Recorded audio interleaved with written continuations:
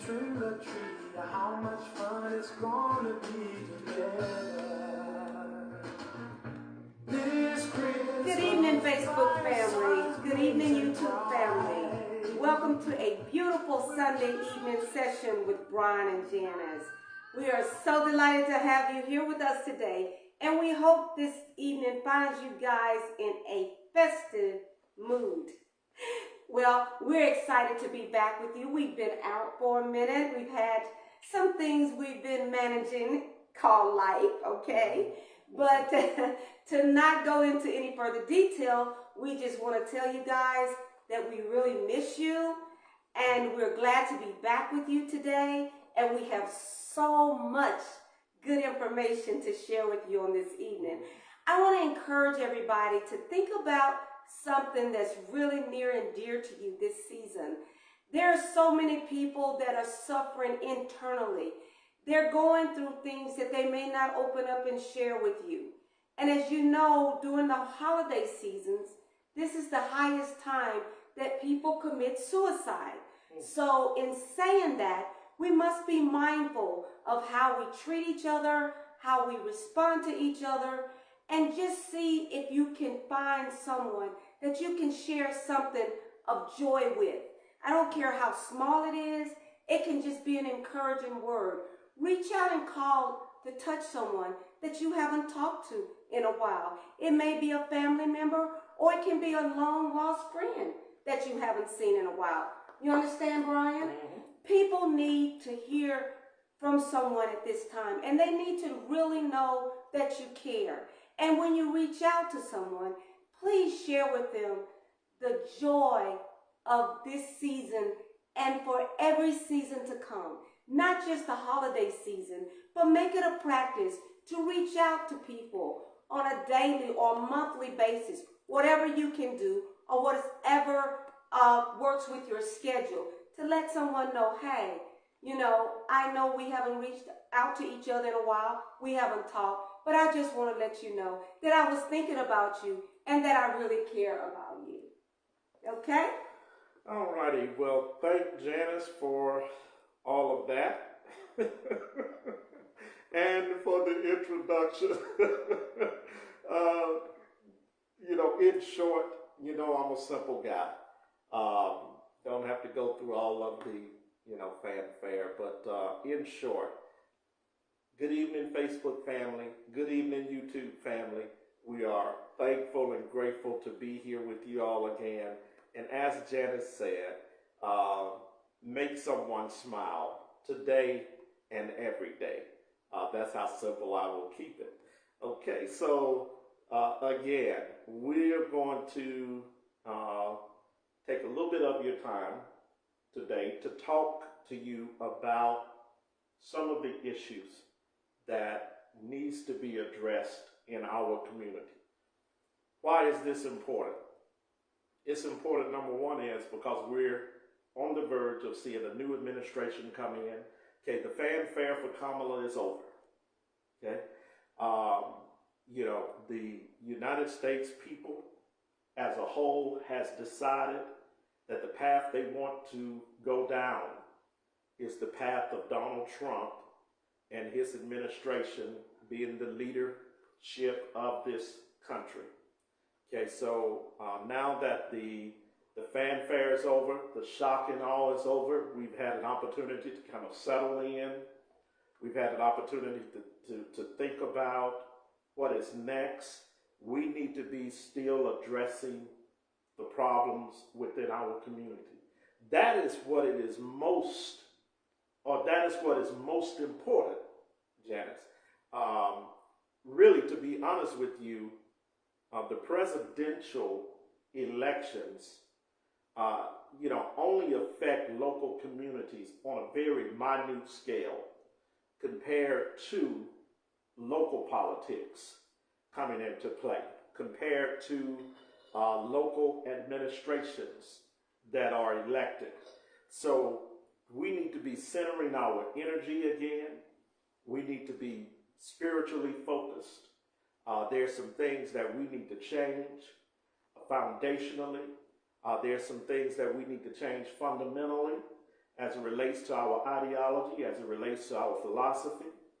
There's some things that we need to change structurally. There needs to be a undoing so that there can be a redoing of how black politics actually works in our local communities. We've already started to see some reshaping of how black politics works. We have some states that are actively engaging on a different level now. There's a different energy amongst black people concerning how do we get our problems addressed, which are so, bountiful within our own communities. How do we get people to listen to us? Well, the way that black men got people to listen this time was by overwhelmingly voting in large numbers for the opposition of the Democratic Party. Okay? Yes. We said this when Obama got elected his first term, that his first term, he would not have gotten elected if it were not for the white vote. Okay? He would not have gotten elected if it wasn't for the white vote. What put Obama over the top during his first term was when he won Iowa. Okay? When he went to Iowa, and our poll stated that overwhelmingly their support was going behind Obama. That shifted the energy. It shifted the way of thinking as it relates to the American people when they saw pretty much an all-white state come out in one of the major states for shifting polls. Okay, when they came out in support of Obama, that shifted the whole climate. Mm-hmm. Likewise, why do I give you that? Because I want to do a comparative analysis with Donald Trump this election. Okay, if it were not for the white vote and Iowa shifting the election for Obama, he would not have won his first term. Right. Likewise, Donald Trump going into his second term, it's the same. If it were not for the black vote, in every black district in Chicago, in Detroit, he flipped it. He did that. Okay? Georgia flipped back. Think about this. Every swing state, he won. So the general populace, even amongst black people in some of the blackest states, said, we're fed up with a elitist type mentality coming out of the Democratic Party. And then you had blacks that are secretly conservative, which we don't talk about enough, okay? Because there are a lot of blacks, especially those that profess Christianity as their religion. There are a lot of blacks that secretly are conservative in nature. And they have a conservative approach. They have a conservative mindset.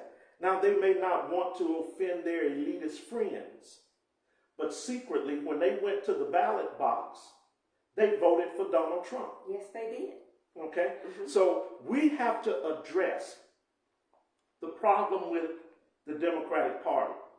We also have to address the party with the problem with the Republican Party. Because I say this, neither party in our 400 years that we have been in this country has really addressed the problems that exist among African American people who are descendants of slaves that come from enslaved foreparents. This country has not addressed the issue head on. And until you address the issue head on that was caused by the egregious sin of enslaving a man and a woman because of their skin color, and you labeling them inferiority in order to mistreat them, and in order to not give them the same equal rights, not afford to them the same human rights as everybody else that came and settled in this country, the colonizers that came here. Until you address the needs of those enslaved individuals, foreparents, and descendants, there is no way that black people in this country will have a path forward as it relates to equality, as it relates to liberation, independence, whatever title we want to use. We have to deal with the core issues that were caused by education disparity, economic disparity, healthcare disparity. You understand what I'm saying? Until America addresses that, justice disparity, you understand, which includes every parameter of the criminal justice system. Yes. Until America deals with that. And see, the black Caucasians that are in Washington, D.C., that's owned by corporate interest groups that doles out millions of dollars in their campaigns, they have proven one thing, that they are not interested in the problems that everyday black people have.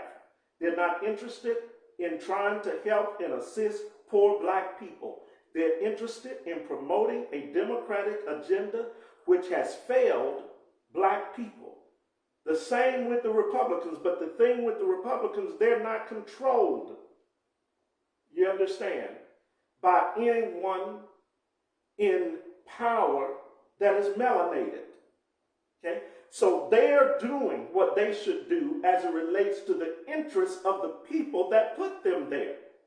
Black people are the only people, our representatives and our leadership, that gets a little power and do not represent the interests of those that they look like.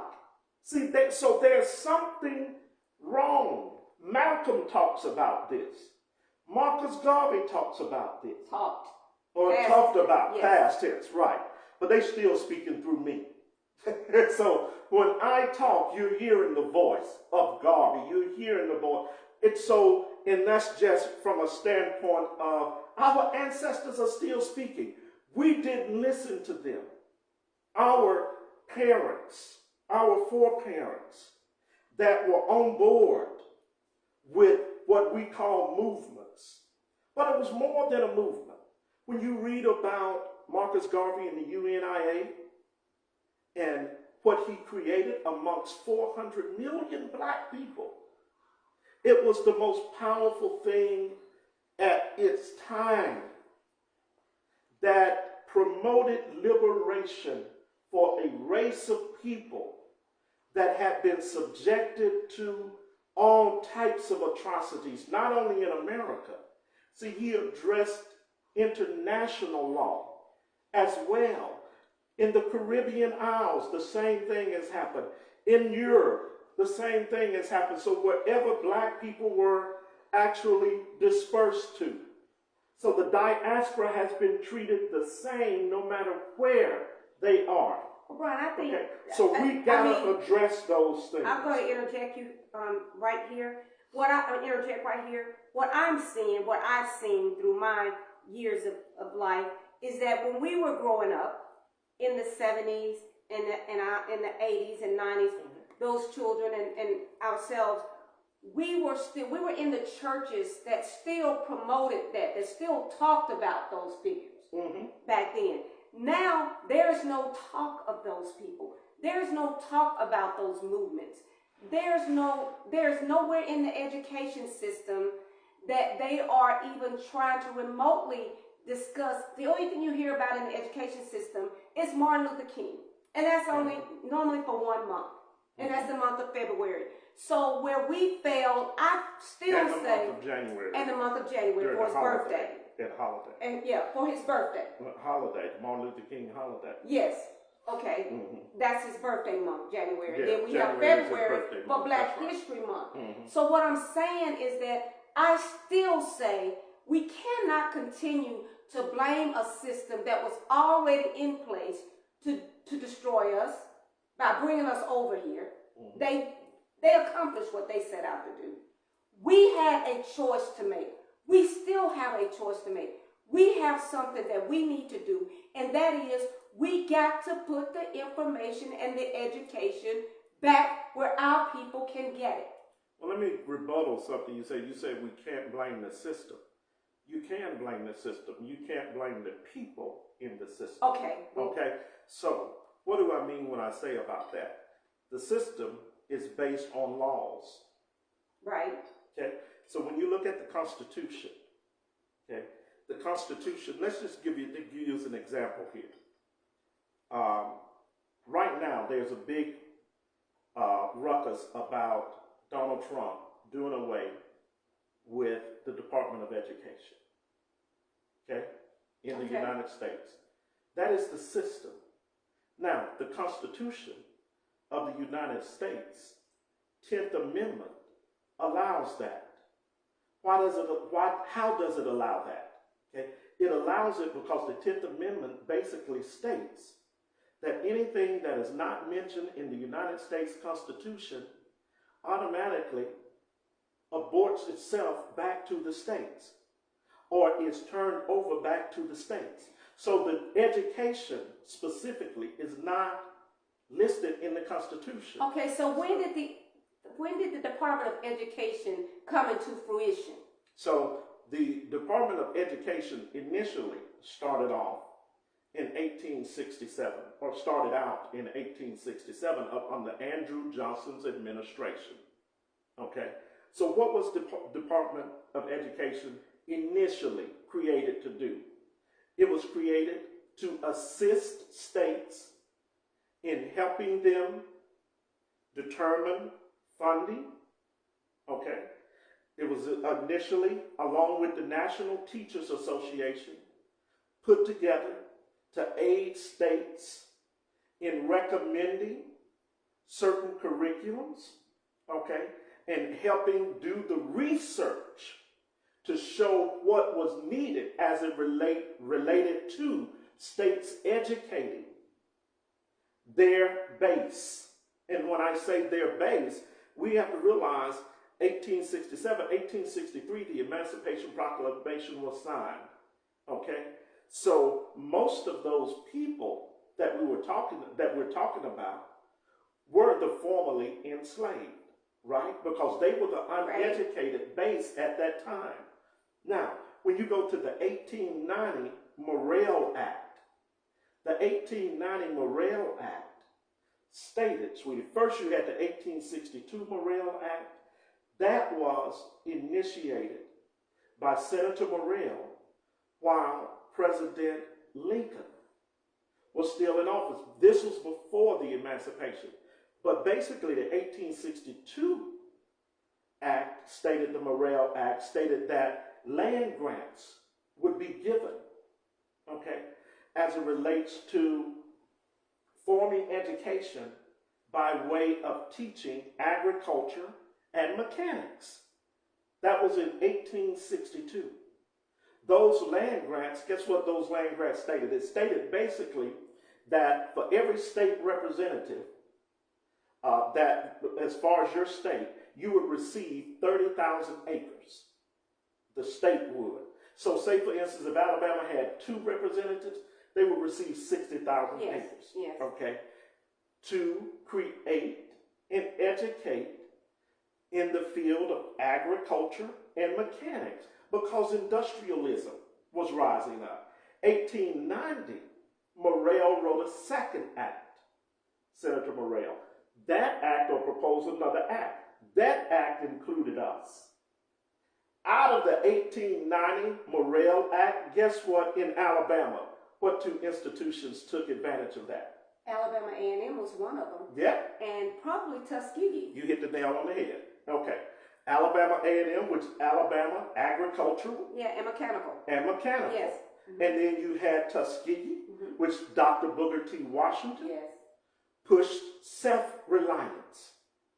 Okay? If we're going to be a community, we need to know how to sustain our community by doing what we need to do for ourselves. I love Dr. Booker T. Washington. You know that. I'm a big fan. Okay, I've studied his life, and people have twisted his narrative, unfortunately, because that is what Booker T. Washington was a student of Dr. Marcus Garvey. Okay, unfortunately, he didn't get a chance to meet Brother Garvey. Okay, Brother Garvey was a student of Booker T. Washington, and they did not get that chance to meet.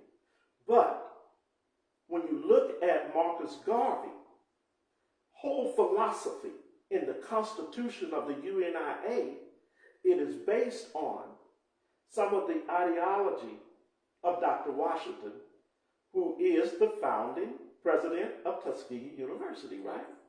Okay, so we have to get back to some of those things, sweetie. And, when you talk about the system and understanding the system is what keeps you oppressed, if I can say that. Because the system was written without you being part of it. So if you were not part of it when it was created, there were no laws put in place specifically that pertain to you, then quite naturally, it's going to be detrimental related to your existence in society. If you were not written, if laws were not written to make sure that you advance like other groups, then it's detrimental to you existing in the creation. You understand? Yes, I do. Okay, so that's why I said, black people, we have been hoodwinked. Malcolm said, okay, when you read the autobiography of Malcolm X, when you go back to Dr. Carter G. Woodson's The Miseducation of the Negro, everybody need to go back and read, if nothing else, those two books. Say those two books again, Brian. The autobiography of Malcolm X and The Miseducation of the Negro by Dr. Carter G. Woodson, the father of Negro History Week, which turned into Negro History Month. Okay? So we need to understand that as black people, educationally, you have never been included in this system. Listen, now I just gave you a brief timeline of Department of Education. How was this established? Okay? Now, it was established initially under the rule of the states. The federal government had nothing to do with the education system. What the federal government simply did was they were an aid to help assist in research analysis.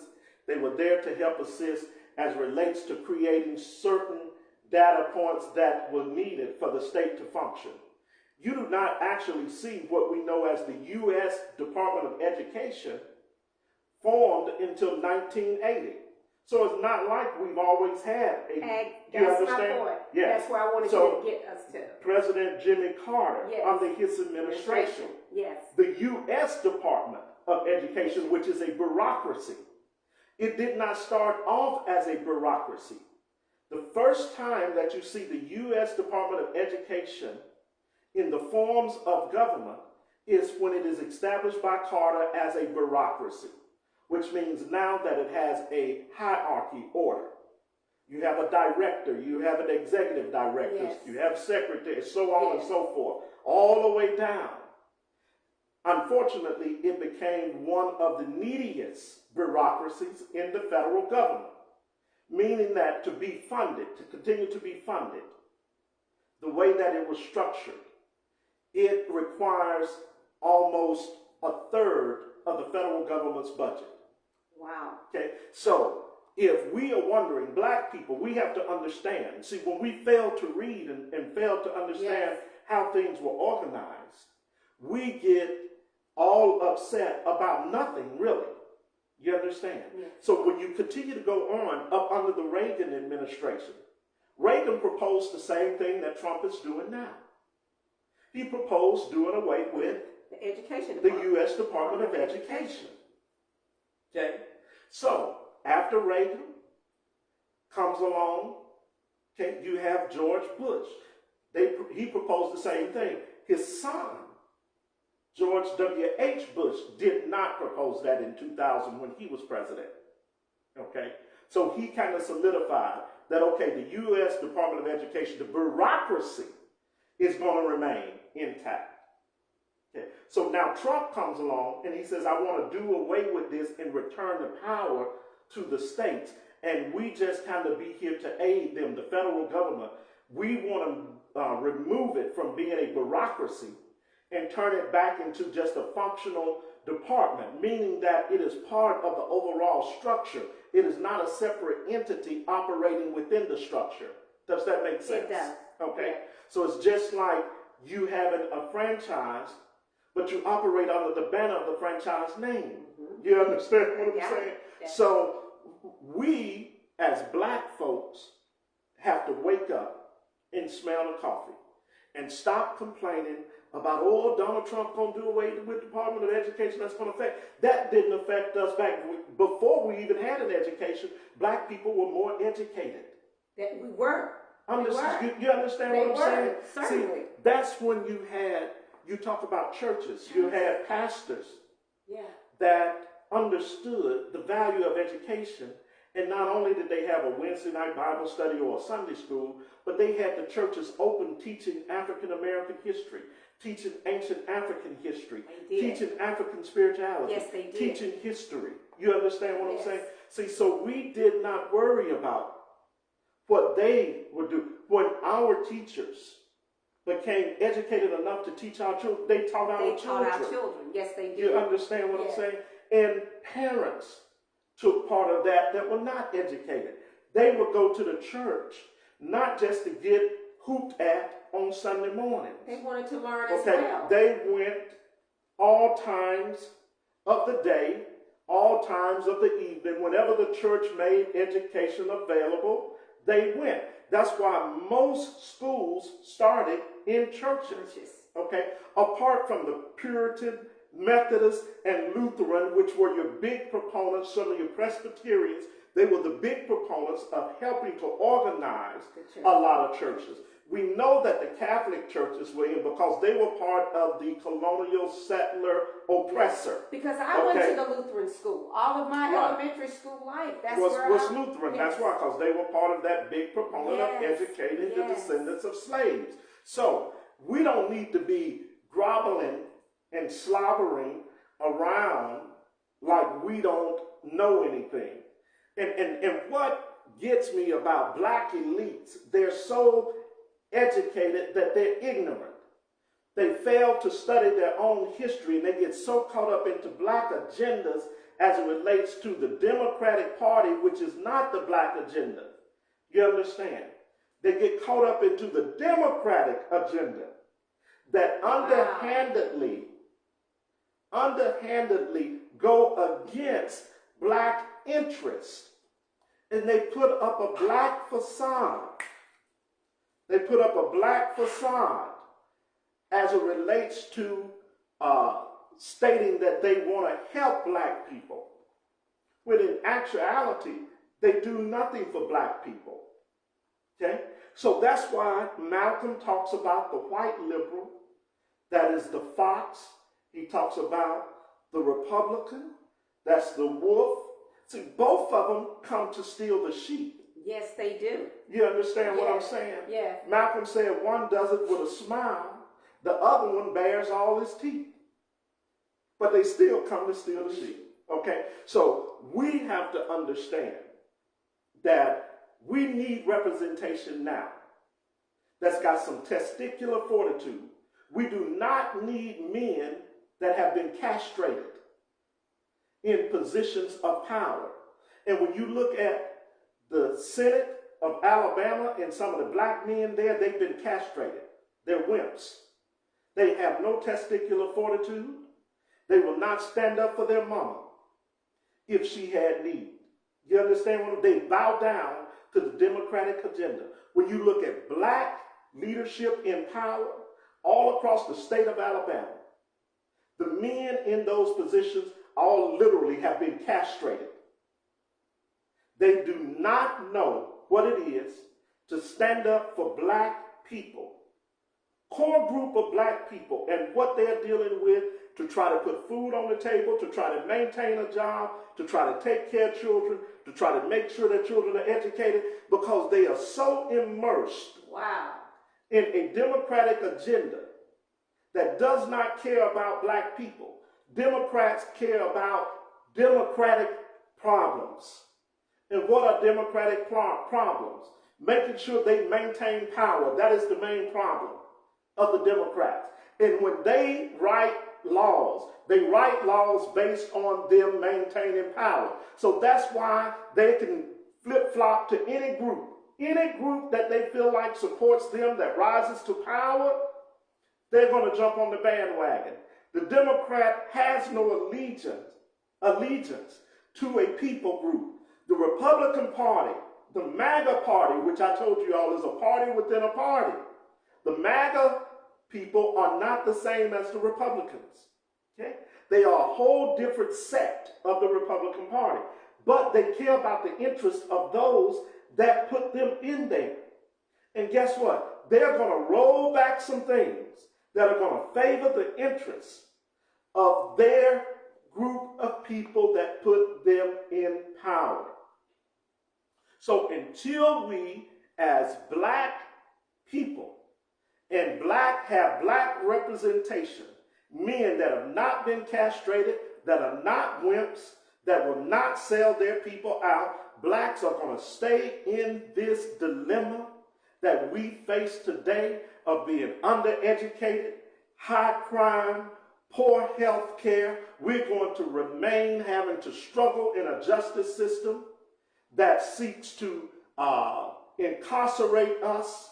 We're going to continue to struggle with unemployment and economic disparity until we get somebody that know how to fight and know how to demand for their people, and not be afraid to let our European counterparts know, until you deal with the core black people and their problem, it is always going to bring down the highest of society. So what you have to sell them on is that. Brian, in working with other nationalities all of my adult life, and I've worked with them for some time. What I understand about them, they respect people or you for standing up for what you believe in, meaning your people. They don't have a problem with you standing up and believing and fighting for your people. We just tend to want to bow down and float in to their agenda when they don't want you in their agenda. They don't want you to be a part of them. They want you to develop your own. See, integration is not the solution.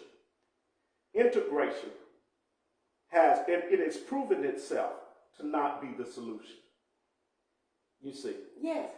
Integration into what we call American culture in American society tore apart black communities.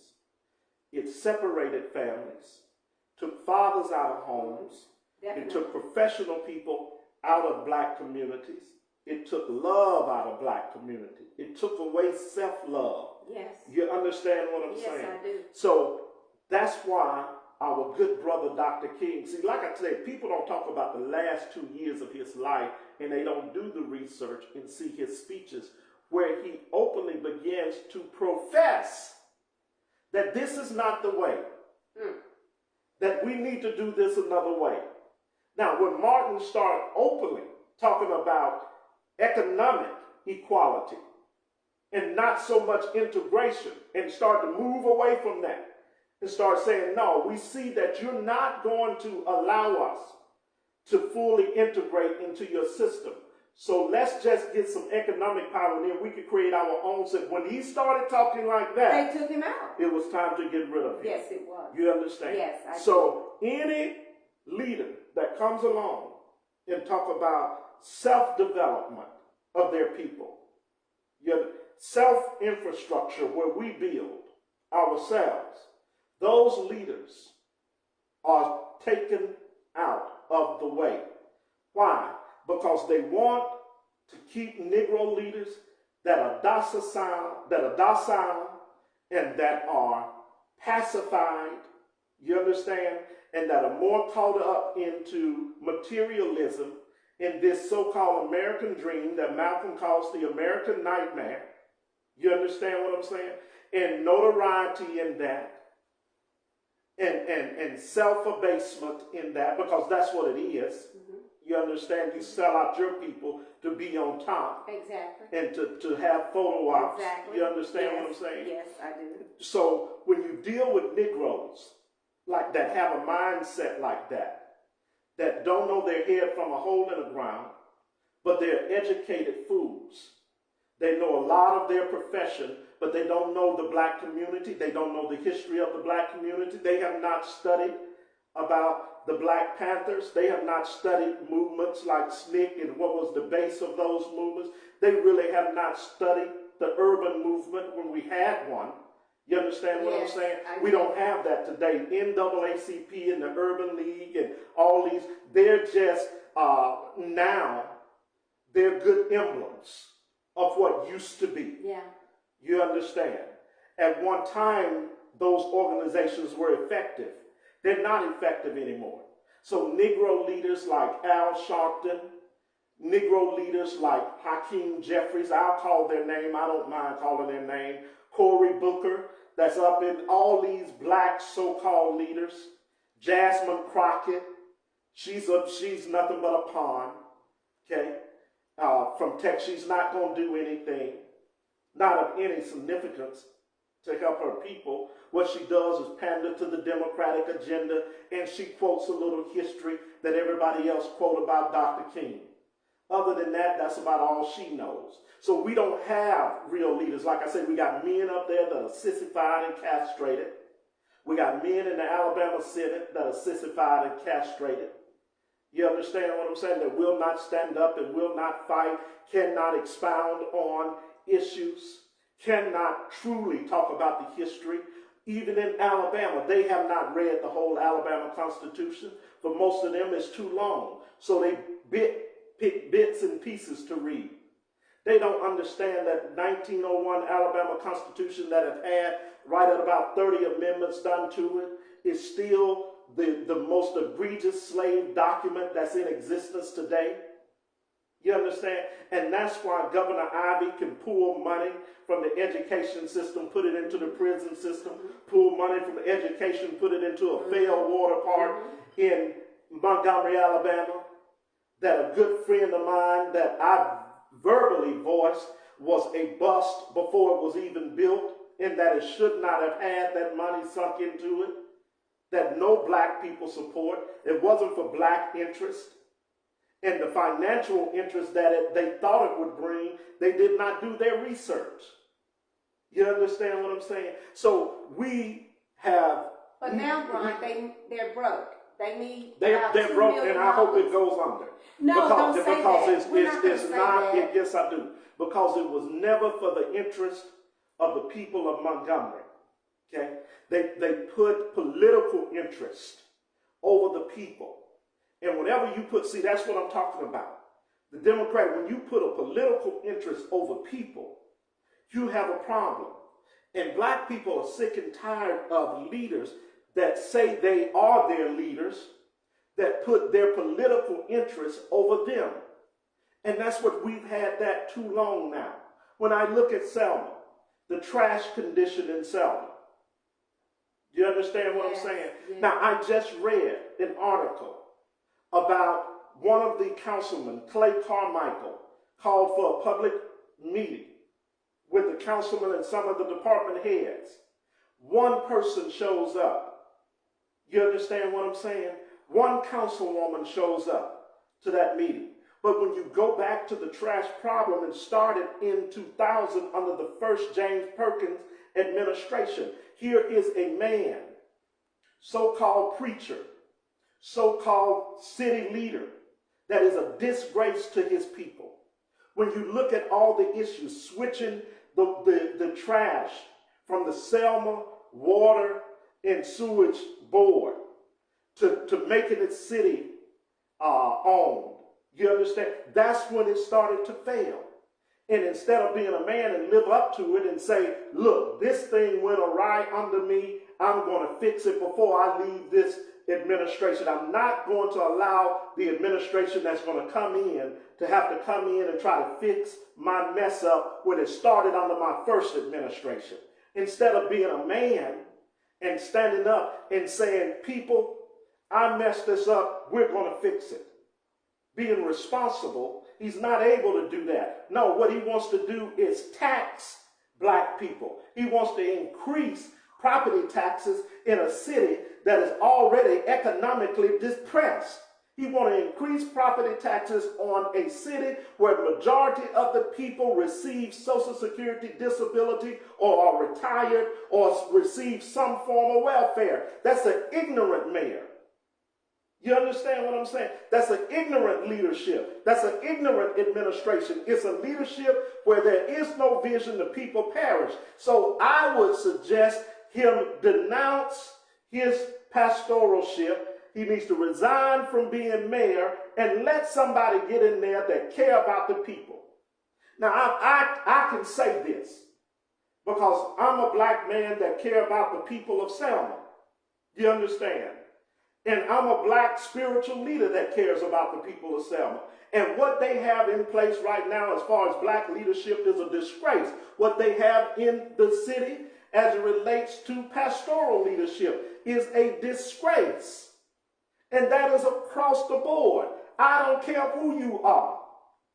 So we as black people need to know our history and stop pandering around, playing with our people and playing with the core issues that affect us that nobody has truly addressed in over 150 years.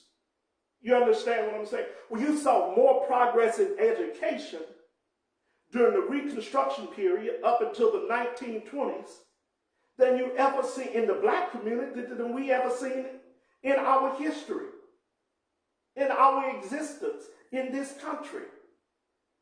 Black people were educated faster, Janice, in those years. Yes, they were.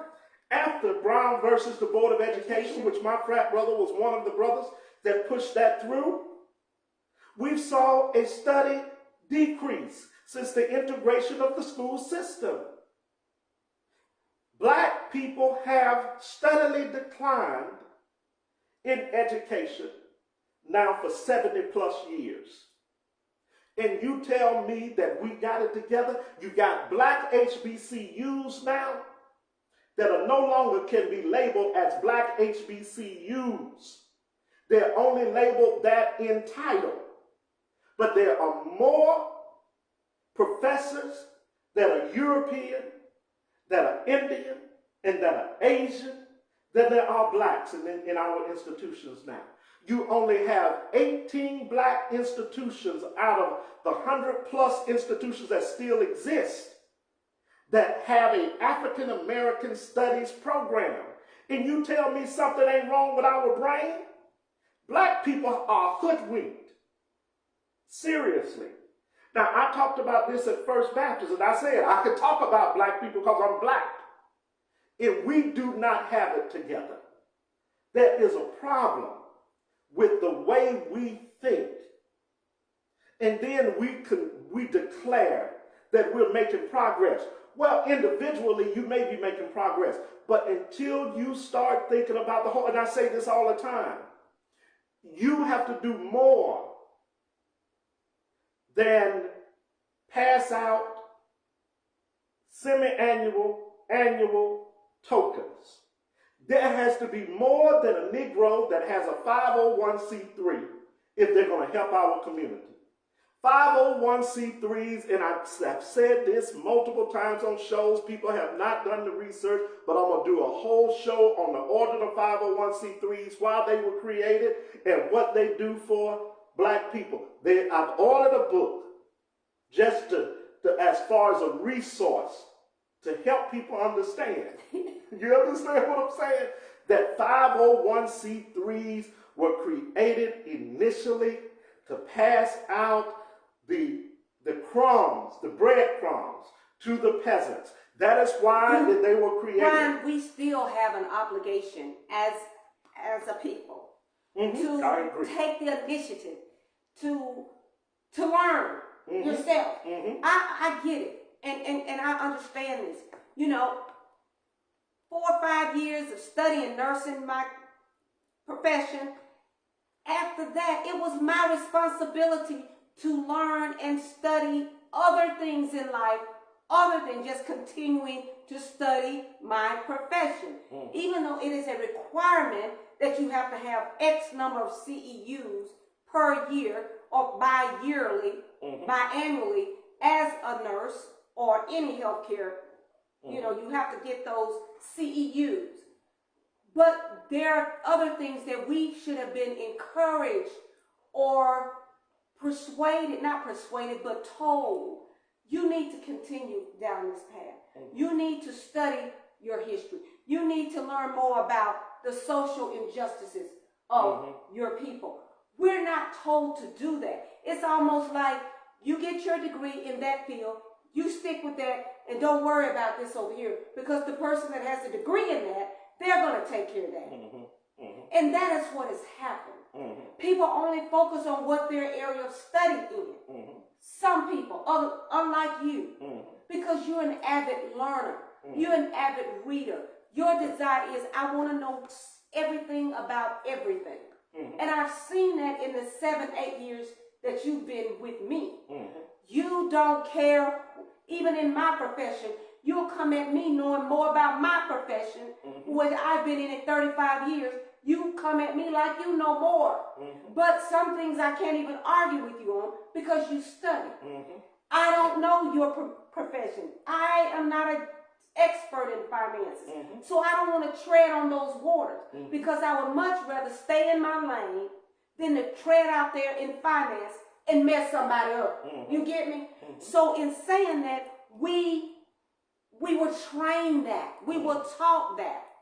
So a lot of this is going to have to start at home. Yeah. See, what you would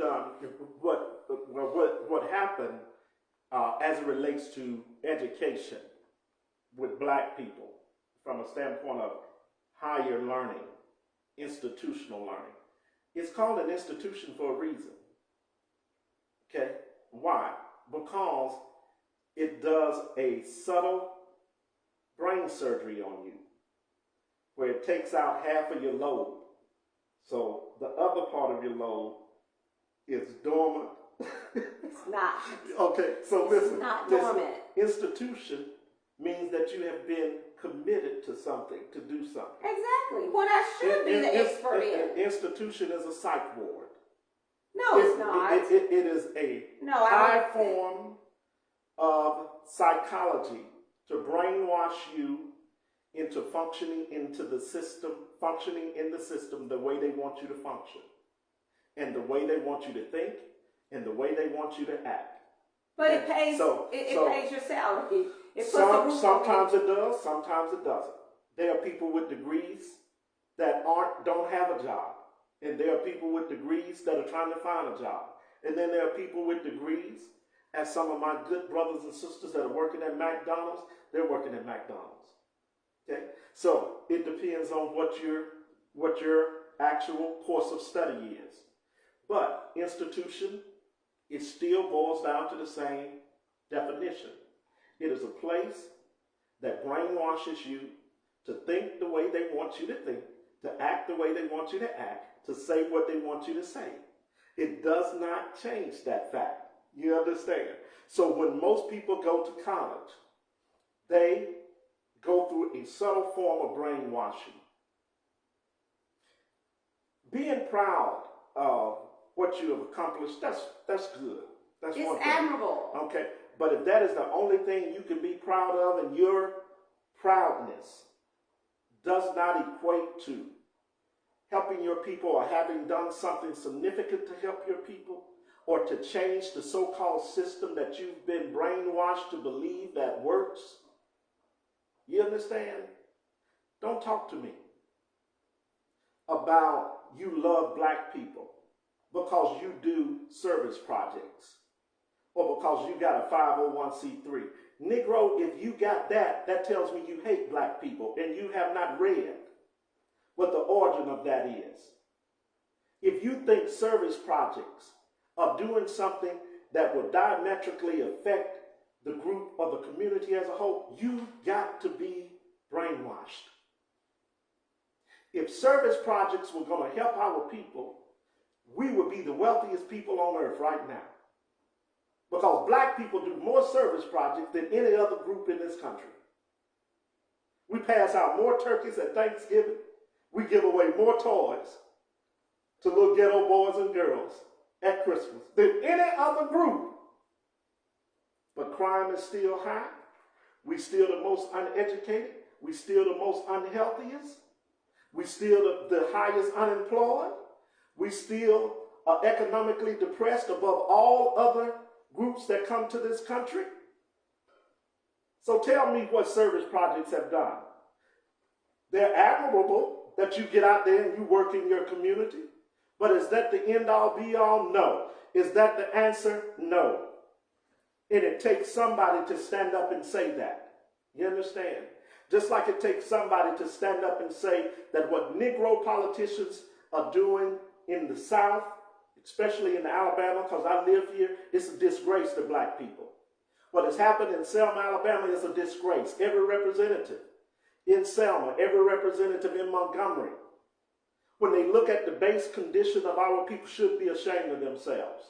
When you talk about economically bringing businesses in by way of investments, things of that nature, and you don't deal with the most depressed part of your city, you ought to be ashamed of yourself. Because until you deal with the most depressed part of your city, the best part of your city is still going to suffer. Why? Because the depressed part of the city is going to spill over into the best part of the city, and they're going to start depressing the best part of the city. You understand? I do. You got to deal with the Negro that you have left out and that this country has left out. And until we start to see that, until we start to understand that, we will not prosper as a race of people. Individually, some may get ahead. Yes. I'll repeat that. Yes. Okay, it doesn't stop the individual from progressing. But as a community, you cannot be so selfish that you only think about your personal progress. You understand what I'm saying? So when you become a black elitist, you have the tendency to say that the service project says that I care. But really the service project don't say that you care. The service project says that you're doing what the European created for them to do as it relates to the peasants. You've adopted their elitist qualities. And now you're doing the same thing as it relates to your people that they did to the peasant class or those that they did not want to be affiliated with and that they did not invite to the big galas. You understand? Get back over there, sweet pea. That's our dog. She tried to get in the picture. But so we have to understand that. And see, one thing that I'm going to be is black. I was born black. I'm going to die black. I care about black people for real. Ain't no putting on no games. You know, I don't have what Frantz Fanon say. A black face with a white mind. Mm-hmm. I encourage everybody to read that book too. Okay? Black Skin, White Mask by Frantz Fanon. Okay? I encourage everybody, if you have not read that book, that's required reading. You need, and what you have today, Negroes that don't know their history, Like you said, we go get institutionalized, we get brainwashed in these psych wards. You understand? Okay, so all of those things we go through, we get brainwashed into those things, and we suddenly forget about those people that are in the ghettos. You understand what I'm saying? That's going to come to your neck of the woods at some point because they don't have enough money. So they have to find resources from somewhere. They're going to go to Walmart and steal. We just have to face the facts. They're going to go to Winn-Dixie and they're going to steal. Now see, when you sit in a position and understand that my people aren't stealing just because they like to steal. If I got a young lady and she done stuffed her purse or clothes with baby clothes,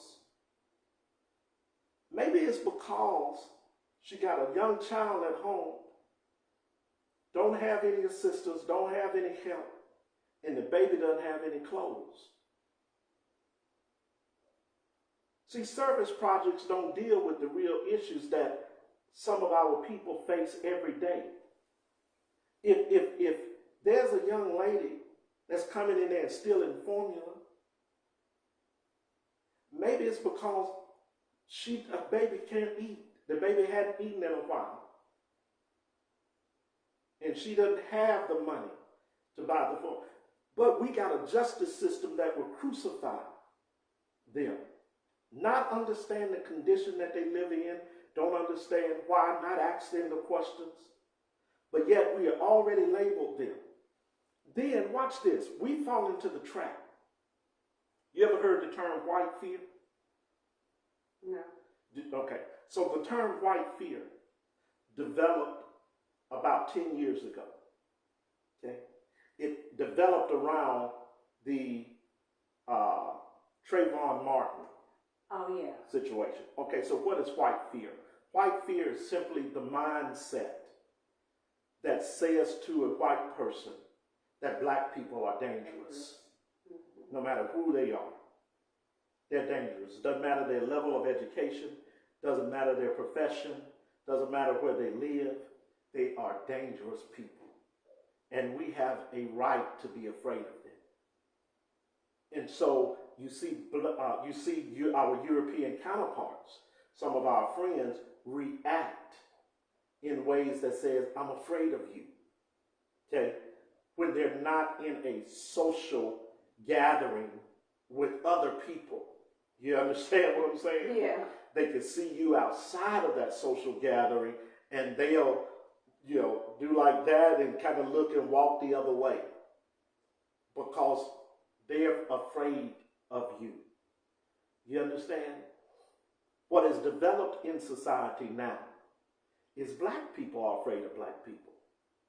So now not only do you have white fear, you have black fear. Yes. You have black women Yes. that are afraid of our young black men. Yes.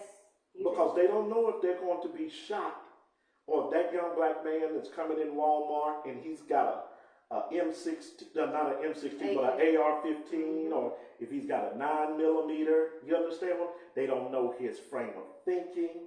All they see is he's sagging, his pants are below his, butt.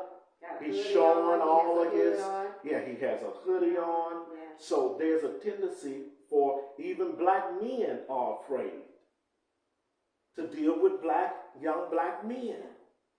See, we are scared of our own people now. So what am I showing you? I'm showing you that we've got to deal with that core problem, whether you're white or black. One thing white people are recognizing now, we got to deal with the ghetto Negro, whether we want to or not. Trump recognized that. Oh, yes, he did. Okay? When you go to a church and you ask the pastor, what can we do to help you in reference to servicing the ghetto? That's essentially what he did with that Detroit pastor. Okay? We've got to deal with the least of these. I've been saying that now for almost 30 years. In my own ministry, I dealt with the least of these. I went back to what I knew. You understand? So it doesn't frighten me. Black people don't frighten me. And if I talk to a young black man out of the ghetto, even if he's packing, I have a way of reaching him. He can identify with me. You understand what I'm saying? People call that a gift. I just call it being relatable. You understand?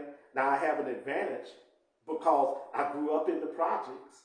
You understand what I'm saying? But I didn't grow up in a projects where we were killing each other. There's a big difference. You understand? I grew up in a project that was full of love. I grew up in a project where the granddad, the oldest granddad in the project, was the granddaddy to everybody. You understand? I grew up in a project where men weren't molesting children. So it was drastically different from what you see now. What we're having to deal with now is the crack-addicted mother that had babies in the mid-'80s and in the 90s, okay? What we're having to deal with now is families that were torn apart from a crime bill that was written in 1992 under the Bill Clinton administration by your president that's in power now named Joe Biden. What we're having to deal with is a Bill Clinton policies, and I'm talking about Democrat and Ronald Reagan, spillover from Ronald Reagan into Bill Clinton's administration, policies that took away jobs out of the African American community by thousands of jobs, all over the North, all over the South, in black communities, when he enacted what we know as NAFTA. But like I said, black people so hoodwinked, they think because he could play a saxophone, he's the first black president, and he was so concerned about them. Bill Clinton was the one that says, give a Negro a memorial sign, a memorial plaque, and give him a street name, and you don't have to give him anything else. That was Bill Clinton that said that. You understand what I'm saying? See, so what am I showing you? I'm showing you that no matter what, Democrat or Republican, black or white, it doesn't matter who is in the administration. If they are subservient to the agenda of the Democratic elitist mindset, then they mean black people no good. I don't have to talk about the Republicans. They openly show you that they don't mean you any good. You understand? And until we can develop, have real talk with each other. What we're doing tonight is real talk, whether people want to receive it or not. This is real talk. Till black people wake up and truly start addressing the issues that is facing our community and stop placating, and stop being the drum major for an agenda that don't care about us. We are headed for destruction. And do you think that they care? No. They're pushing the train as fast as it can go. Okay? So we don't have to worry about nuclear war. We're already in a nuclear war. A nuclear bomb went off in our community years ago. We're experiencing the fallout of it now. Everything they did to create a system of welfare, to make parents unfunctional, to divide fathers and mothers, to make children drug addicts, that was a nuclear bomb. You understand what I'm saying? To integrate school systems now, to leave the worst teachers in our schools, to take away the best teachers out of our school, nuclear bomb. So what am I showing you? Everything that they did allowed you to come into their places of establishment and still treat you like second-class citizens. But yet you put up with that and say it's just good to be here. Nuclear bomb. Mentally, we are destroyed. You understand what I'm saying? So I'm working on a book now. I started this 2 weeks ago called Black Fear. I'm doing the research on it. This will be my third book that I'm going to write, but it's going to talk about the destruction of our community from a black perspective and how blacks have signed on themselves. Black leadership has signed on to the agenda to continue to annihilate its own people. And we call it politics. Yes, it is politics. They're going to continue to write laws that are not going to favor us. So we have to do something. See, there's a voice crying out in the wilderness. And there's a voice that's going to break through all of the foolishness. We just have to keep telling our people, look, don't be afraid to revolt. Don't be afraid to go against the system. Don't be afraid to call out poor representation, so-called black leadership that aren't real, that don't really care about you, and that do not espouse a position that will support and help advance their people. So I know I've been going, but yes. you know, I got to give the people this information. They need to understand it. And they need to understand it on a very elementary, granular level. You understand what I'm saying? Yes. So, you know, I talk to people that are real. Yes. We don't have time to play with each other anymore. Okay? We really, really don't.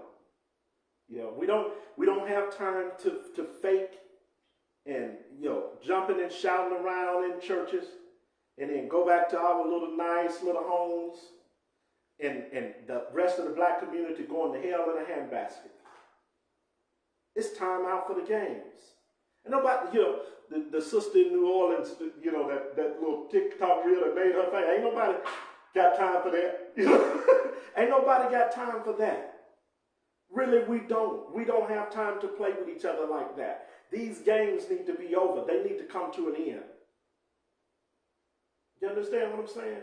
If there are enough attorneys, black attorneys, there are enough of black people with money that can come together and says, no, I keep saying we're going to create our own party.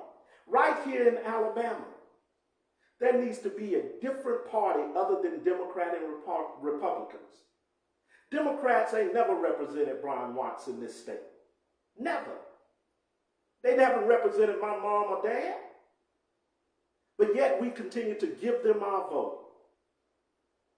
Every year after year after year, it is steadily getting worse in black communities. Look at Birmingham. Look at Mobile. You understand what I'm saying? In Alabama, in the nation, have 3 cities ranked in the top 10 for the worst crime. Selma was ranked number 4 per capita. Birmingham and Mobile. We have 3 cities, black cities, that are in the top 10, in the top 5 as the worst cities in the nation related to crime per capita.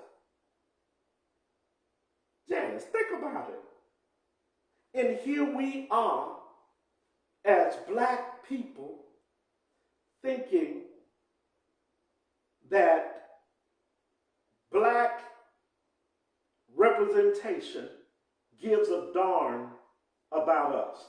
You may have a few down there. I don't want to paint everybody with a broad brush. Right. You may have a few down there That really care. that care and understand the position they're in.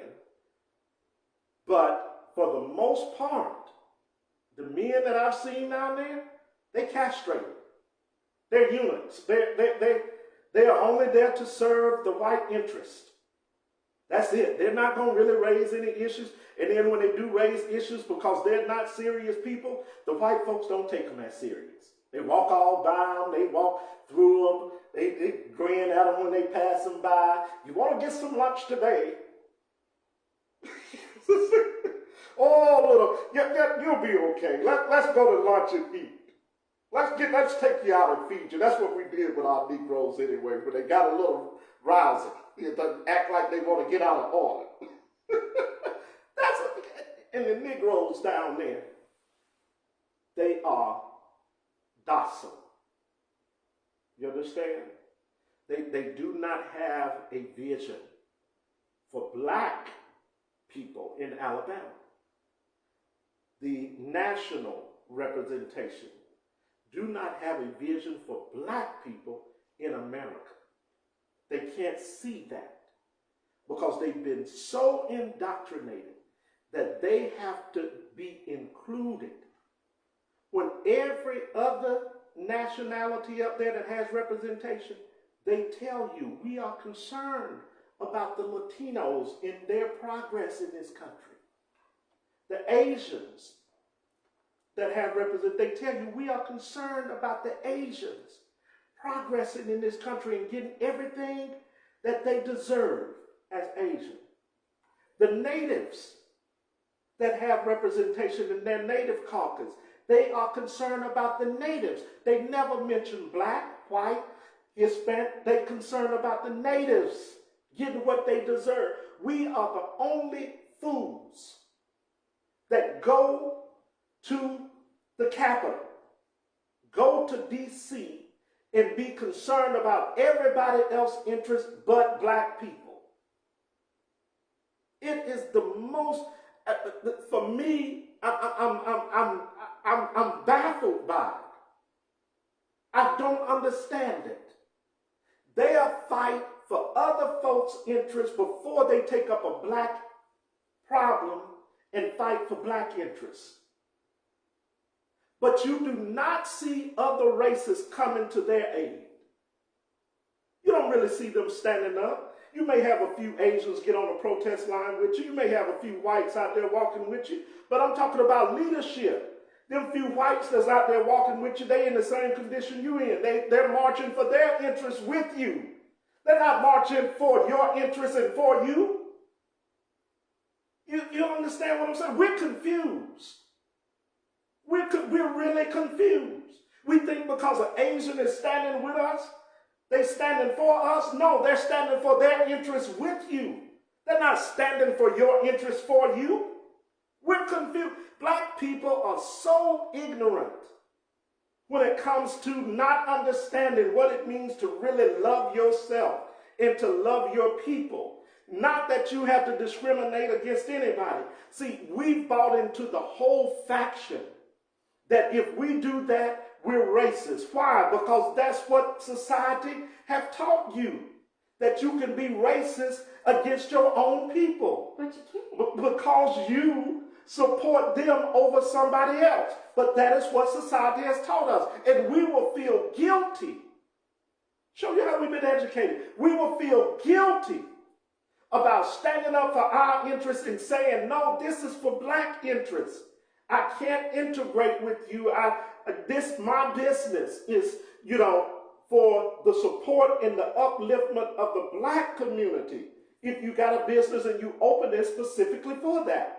You understand what I'm saying? We get so afraid that people are going to look at us a certain way, that white people are going to judge us. That's how our mentality is. And then we will side with them in order not to offend them, show you how enslaved we still are mentally. We will think that they really have our interests in mind over their own. If they're your friends on your job, they're not your friends because they love you. They're your friends if you're above them to get your position. But we think they're our friends and they love us. They're so kind, Brian. They're not like that.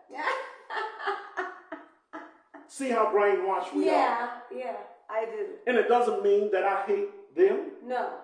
Doesn't mean I just understand who I am. And I encourage them to love their people because they do. I don't expect them to love me over their own people, regardless of how much they do for me. And they shouldn't expect me to love them over my people, regardless how much I may do for them.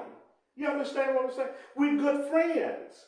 But I understand the line that's drawn in the sand. Exactly. I'm not confused about Okay. that. Black people are confused about that. And they don't know how to cross over, or they don't know how to navigate that line. You understand? Yeah. And when you don't know how to navigate that, then you continue to push your people down. Come on. You continue to Yes. be ashamed Yes. to be an African American. You continue to question yourself, question your lineage, question what it is your purpose in this country, so on and so forth. There are so many things that we deal with that continue to show us that we've got a problem. You understand? Our reaction to their actions toward us says that there's something deep within me, something that's wrong. You understand? When I can side with them, and when I can, you see, want to be wavered, tossed to and fro, when I can support an agenda that says nothing about black people, knowing the suffering that we've been up under and experiencing, like that's no other group can say they have our experience for 400 years, Plus. but yet I'll accept an agenda over my people. You understand what I'm saying? And I'll play politics with their lives, knowing that most of us don't even know how to play Monopoly. But yet you'll play Monopoly with their lives and think you're going to win when you didn't even create the game. You understand what I'm saying? We got problems within our community. You know, I'll talk about really in depth the black pastor maybe on another show. Yes. And show you that what most black pastors are teaching in the South, they're still teaching the slave doctrine. Okay? They're still teaching the subservient doctrine. They're not teaching a doctrine that would deliver people, that would free people. No, they want people to jump around, shout, fall out, listen to a good sermon, and then they go home and say, well, Brother Watts, that's a good sermon. You need to listen to it, I promise you. It'll touch your heart. But you preaching the same thing that I done preached 10,000 sermons. You understand what I'm saying? And so I can walk you through the Bible from Genesis to Revelation, Hebrew and Greek. You understand what I'm saying? But if you're not sharing with your people, if you're not calling out the evil that's right in your own town, right in your own home, right in your own community, if we don't start dealing with that, see, we cannot be, black people got to get out of the interest. You have more black people that go to the Church of the Highlands than they'll go to listen to a preacher that's going to hoop on Sunday. Why? Because that preacher ain't saying nothing. You understand what I'm saying? And you have black folk that go to the Church of the Highlands really think the Church of the Highlands care about them. Understand what I'm saying? Brian. They do. Oh, the pastor really taught today. Well, what is he teaching? That you can't study for yourself. What you think you're learning in the Bible is because you failed to study your Bible. So you come to church on Sunday and you get an elementary sermon that's got 4 or 5 points. You see what I'm saying? You got a little syllabus that you write in, and you think the pastor's saying profound. If you just go home and read your Bible, you'll find out that pastor ain't saying nothing profound that you don't already know. But we get so caught up. He's a white pastor and he teaches. He don't teach you anything about black history. He don't teach you that the doctrine that he's sharing with you is a Western European doctrine to enslave your mind. He ain't going to tell you that. See? You understand what I'm saying? He's not going to tell you about Abraham's book, Stamped from the Beginning, and to go to the section that has a whole chapter about the indoctrination of the slave from Western religions. He ain't gonna tell you about a John Wesley. He ain't gonna tell you about a John Hampton. He ain't gonna tell you about those fellas. A John Cofick Jones that wrote the slave doctrine that all of the state of Georgia had to abide by up under the banner of Christianity. No, you're not gonna learn that. But yet, I've got a syllabus and I'm learning that stress is hard to manage. See, the elite Negroes. What am I saying? On every level, black people have been incarcerated in this system to function on every level like the European taught us to function. And it's not until you start to undoctrinate yourself, start to reprogram yourself, start to decolonize your mind, that you can see and understand what I'm saying. You understand what I'm saying? So, I think I've gone over it all. Yes, you have. Yes, you have. Thank you, everyone, for joining us tonight. We're going to cut it here. Now you guys see what I have to live with every day. Every day. And I appreciate Brian. I love him dearly. Dear God. God, I love him. But sometimes. But anyway. We're going to be okay. We're going to be okay. Yes. Yes. But it's a lot of learning that we must do. Yeah. So. And we cannot be afraid to teach the truth to our people. The truth hurts. Yes, it does. Okay? And the truth right now is that we're going to cut it. You guys have a wonderful night, everybody. week. Peace. Love you. Blessings. God bless.